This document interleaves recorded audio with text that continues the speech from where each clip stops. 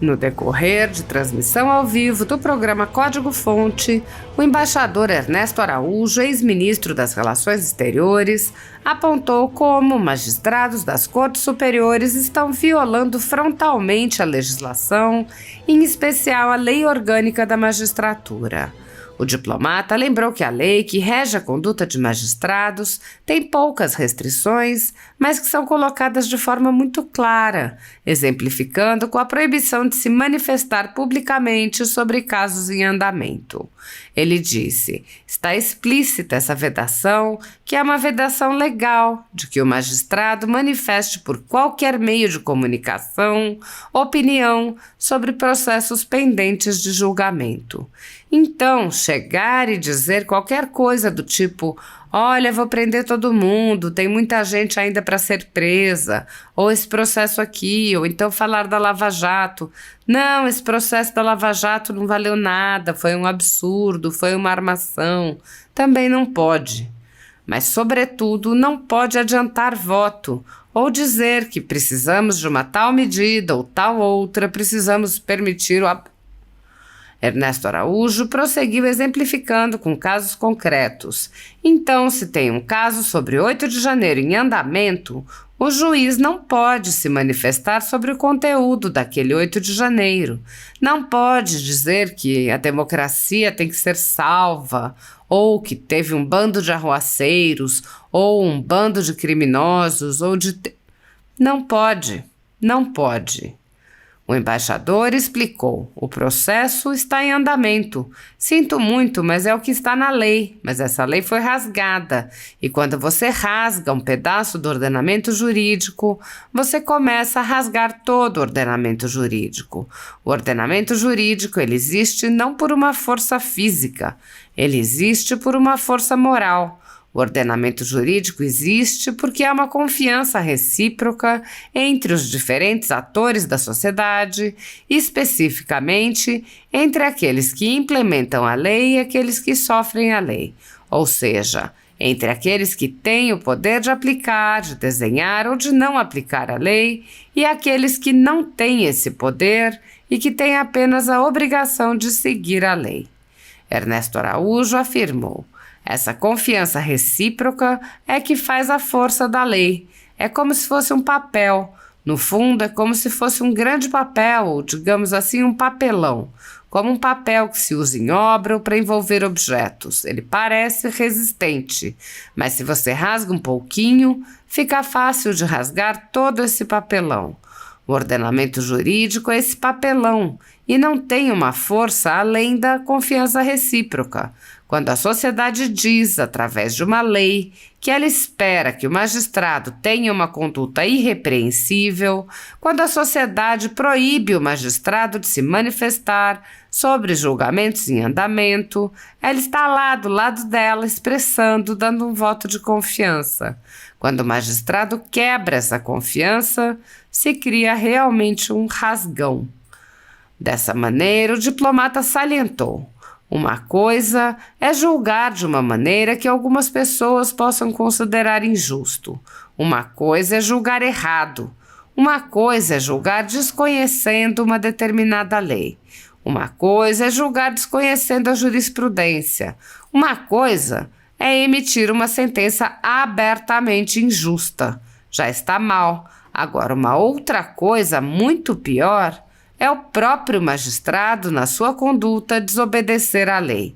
E não é qualquer lei, é a lei orgânica, ou seja, aquela que organiza o trabalho dele. A ditadura da toga segue firme. O Brasil tem hoje presos políticos e jornais, parlamentares e influenciadores censurados. A Folha Política tem toda a sua receita, gerada desde 1º de julho de 2021, confiscada por uma canetada do ministro Luiz Felipe Salomão, ex-corregedor do TSE, com aplauso e o respaldo dos ministros Luiz Roberto Barroso, Alexandre de Moraes e Edson Fachin. Todos os rendimentos de mais de 30 meses de trabalho do jornal estão sendo retidos sem justificativa jurídica. Anteriormente, a Folha Política teve sua sede invadida e todos os seus equipamentos apreendidos a mando do ministro Alexandre de Moraes. Mesmo assim, a equipe continuou trabalhando como sempre, de domingo a domingo, dia ou noite, para trazer informação sobre os três poderes e romper a espiral do silêncio imposta pela velha imprensa, levando informação de qualidade para todos os cidadãos e defendendo os valores, as pessoas e os fatos excluídos pelo mainstream, como o conservadorismo e as propostas de cidadãos e políticos de direita. Se você apoia o trabalho da Folha Política e pode ajudar a evitar que o jornal seja fechado pela ausência de recursos para manter sua estrutura, cumprir seus compromissos financeiros e pagar seus colaboradores, doe qualquer valor à empresa Raposo Fernandes por meio do Pix, cujo QR Code está visível na tela, ou por meio do código ajude@folhapolitica.org. Caso não utilize Pix, há a opção de transferência bancária para a conta da empresa Raposo Fernandes, disponível na descrição deste vídeo e no comentário fixado no topo. A Folha Política atua quebrando barreiras do monopólio da informação há mais de 10 anos e, com sua ajuda, poderá se manter firme e continuar a exercer o seu trabalho. Pix ajude@folhapolitica.org. Assista.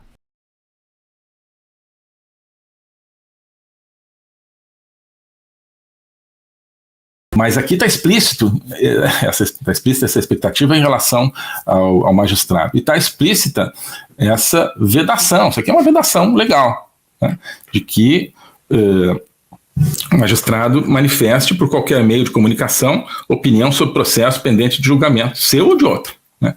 Pode ser um processo que ele está relatando ou não, né?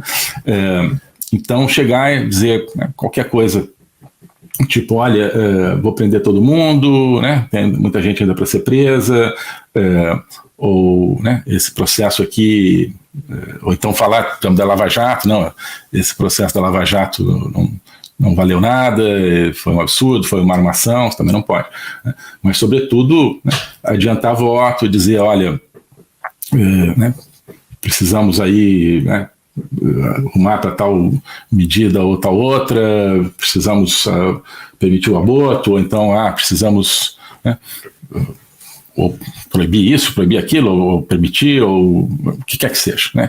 Não pode, né? Então, se tem um caso sobre, né, sei lá, 8 de janeiro, né, em andamento, né, os juízes não podem se manifestar sobre o conteúdo daquele 8 de janeiro, né? A democracia e tal tem que ser salva, é um bando de arruaceiros, ou um bando de criminosos, ou um bando de terroristas. Não pode, o processo está em andamento, né? Sinto muito, é o que está na lei, né? Mas essa lei, o que está acontecendo? Ela foi rasgada, né? Quando você rasga um pedaço do ordenamento jurídico, você começa a rasgar todo o ordenamento jurídico. O ordenamento jurídico, ele existe não por uma força física, né? Ele existe por uma força moral. O ordenamento jurídico existe porque há uma confiança recíproca entre os diferentes atores da sociedade, especificamente entre aqueles que implementam a lei e aqueles que sofrem a lei, né? Ou seja, entre aqueles que têm o poder de aplicar, de desenhar ou de não aplicar a lei, e aqueles que não têm esse poder e que têm apenas a obrigação de seguir a lei, né? Essa confiança recíproca é que faz a força da lei, né? É como se fosse um papel, né? É um papel, no fundo, né? É como se fosse um grande papel, digamos, assim, esses de... Estou imaginando, assim, esse papelão, assim, que se usa para, sei lá, para obra ou para envolver objetos, né? Que parece resistente, mas se você rasga um pouquinho, ele fica fácil de rasgar. A lei é esse papelão, ordenamento jurídico é esse papelão. E está fazendo um papelão, né? Em outro sentido. É esse papelão. E não tem uma força além da confiança recíproca. Quando a sociedade diz assim, que espera, né, através de uma lei, ela espera que o magistrado tenha uma conduta irrepreensível. Quando a sociedade proíbe o magistrado de se manifestar sobre julgamentos em andamento, ela está lá do lado dela, né, expressando, né, dando um voto de confiança. Quando o magistrado quebra essa confiança, se cria realmente um rasgão nesse papel. O que poderia acontecer, né? Todo dia acontece, existem, né? O sistema é um sistema em andamento, qualquer sistema jurídico, né? Então você cria um rasgão, você vai lá e coloca um durex, né? Coloca uma fita adesiva e tenta remendá-lo. Não, o que está acontecendo? Esse rasgão está se ampliando. E ele é seríssimo por quê? Porque ele se dá na atividade, né, daqueles que são os, né, teoricamente, principais guardiães do ordenamento jurídico, né? Então, uma coisa é julgar de uma maneira que algumas pessoas possam considerar injustas, né? Uma coisa é julgar errado, né? Uma coisa é julgar, ou seja, desconhecendo uma determinada lei. Uma coisa é julgar desconhecendo jurisprudência, né? Uma coisa é emitir uma sentença abertamente injusta, já está mal, né? Agora, outra coisa, isso, digamos, né, uma sentença em relação a atos de outros. Agora, uma outra coisa muito pior, né, é o próprio magistrado, na sua conduta, desobedecer a lei, né? E não é qualquer lei, é a lei orgânica, ou seja, aquela que organiza o trabalho dele. Então, é um rasgão gigantesco, né? Quando você tem, né, um caso específico lá, e vai, enfim, né, roubo ou qualquer coisa, né, um crime comum, e vai um juiz e fala assim, não, isso aqui está previsto no Código Penal, que tem que ser punido, mas eu não vou punir, né? E dá uma desculpa para não punir. Isso é um rasgão na confiança, mas é pequeno, é remendável. Agora, quando o magistrado recebe uma vedação, né, uma proibição na lei, e ele fala, não vou obedecer a essa proibição, né, está rasgando de alto a baixo o ordenamento jurídico, né? Então, eu acho que aqui talvez seja a grande raiz do problema. A grande raiz do problema. Essa autonegação da justiça, né? Essa atitude de colocar-se fora, né, do marco legal. E veja bem, é vedado ao magistrado. O que é vedado ao magistrado? Três coisas. Tá? Bem, são coisas amplas. Bom, e as duas primeiras são mais ou menos a mesma coisa, quer dizer, o juiz não pode ser dono de uma companhia, não pode ser dono de empresa, não pode ter negócios fora do seu juízo, né? Ou seja, não pode ter negócios, né? Eu acho que inclui não ter escritório de advocacia, né? Eu acho que inclui, né, seus parentes em primeiro grau não terem escritório de advocacia, né? Você pode interpretar dessa maneira, que ele se beneficia indiretamente. Mas o inciso 1 e o inciso 2 são incisos mais ou menos óbvios, né? Porque, claro, se ele tiver uma empresa, e sobretudo se ele for um magistrado de uma alta corte, essa empresa ganha um benefício, obviamente, na sua área de atividade, né? Então, vamos dizer que um juiz de um alto tribunal tem uma padaria, né? Ele abriu uma padaria fulano de tal, até com o nome dele, né? Às vezes, em casa não, mas tem uma padaria, né? Essa padaria entra numa concorrência ali para fornecer pão, sei lá, para merenda escolar naquela prefeitura, né? Será que padaria, né, de um alto juiz tem uma vantagem em relação às padarias que não são do juiz, né, quando, né, de repente, o prefeito, né, que está fazendo essa licitação, que está conduzindo essa licitação, tem um caso contra ele naquele juízo, né, naquela corte. Então, ele vai ali, digamos que seja uma licitação que não tenha, ou seja, que não seja uma licitação, seja um caso onde ele possa escolher qual vai ser o fornecedor, né? Será que ele vai escolher a padaria do juiz? Ou vai escolher uma padaria qualquer? Né? Se ele tem um interesse ali em que esse juiz o trate bem no seu processo. Então é por isso que é proibido, né? É por isso que é proibido ter padaria e outros tipos aí de padaria que a gente sabe, né?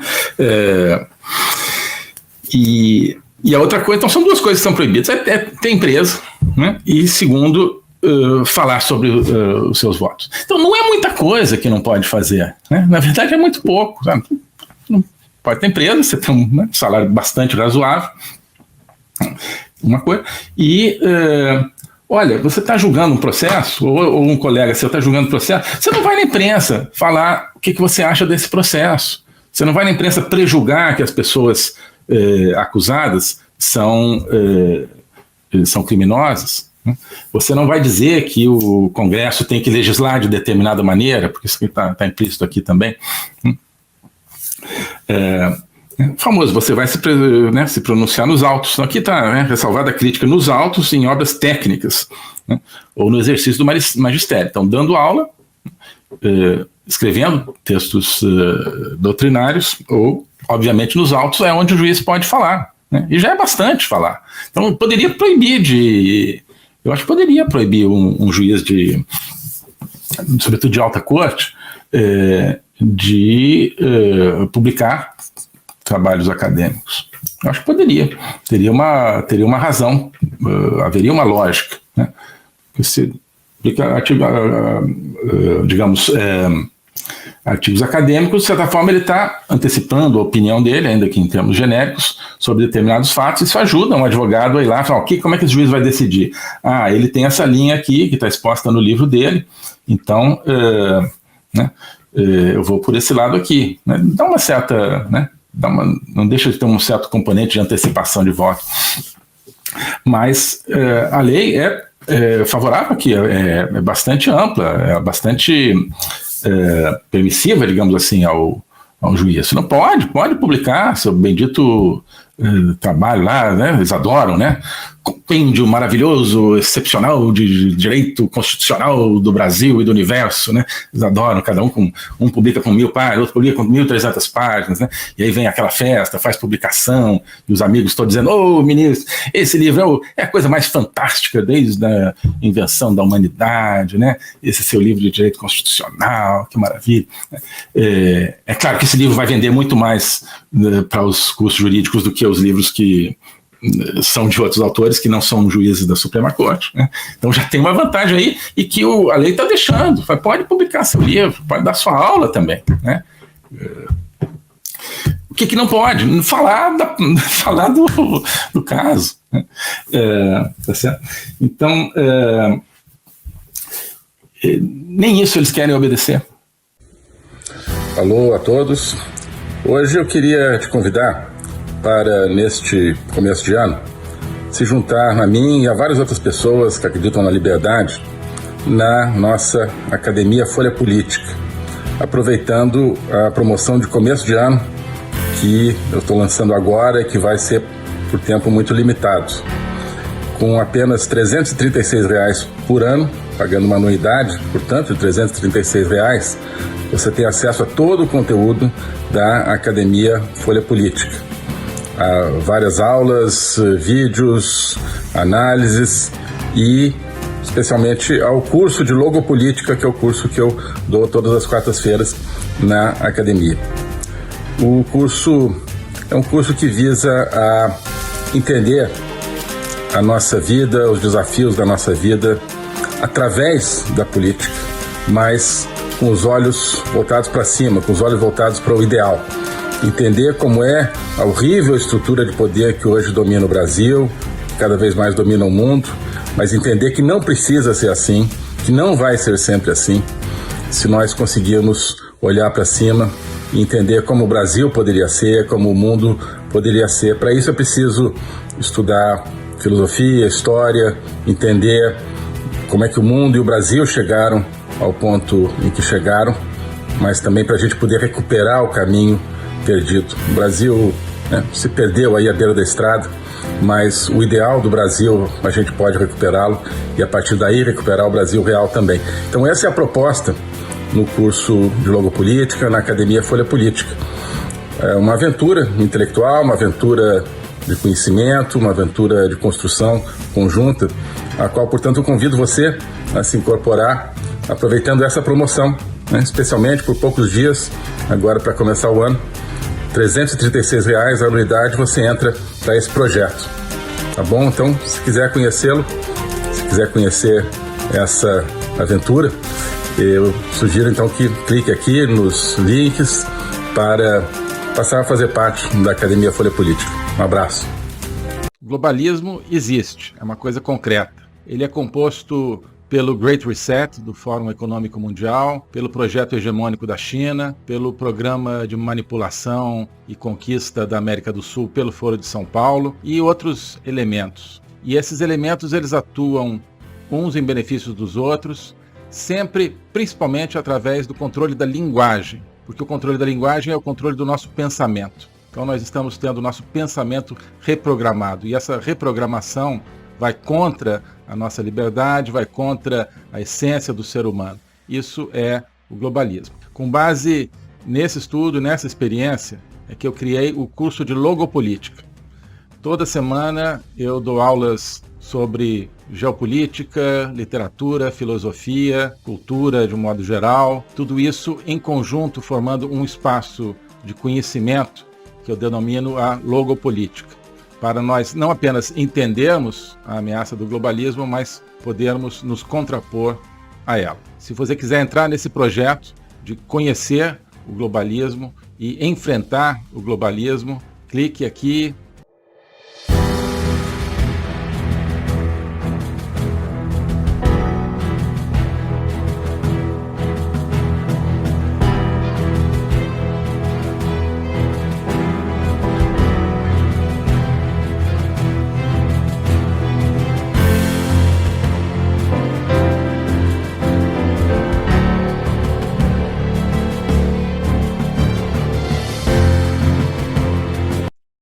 Alô a todos. Hoje eu gostaria de falar sobre o meu novo curso de Logopolítica, onde eu vou colocar a versão completa daquilo que eu tenho a ensinar sobre o globalismo. O globalismo nas suas múltiplas dimensões, geopolítica, econômica, social, cultural, filosófica, dimensões que só podem ser entendidas em conjunto, e que só podem ser entendidas em conjunto a partir de uma perspectiva logopolítica, ou seja, uma perspectiva do logos. Logos é a essência do ser humano, é a racionalidade, mas é também a linguagem e a capacidade de se comunicar e de sentir a transcendência. E essa essência do ser humano está ameaçada e por isso a gente precisa entendê-la numa perspectiva logopolítica, portanto política, ou seja, que tem a ver com a discussão do destino, com a luta pelo destino. Portanto, logopolítica diz respeito à luta e ao combate pelo futuro da humanidade, pela essência do ser humano, que está ameaçada justamente pelo globalismo.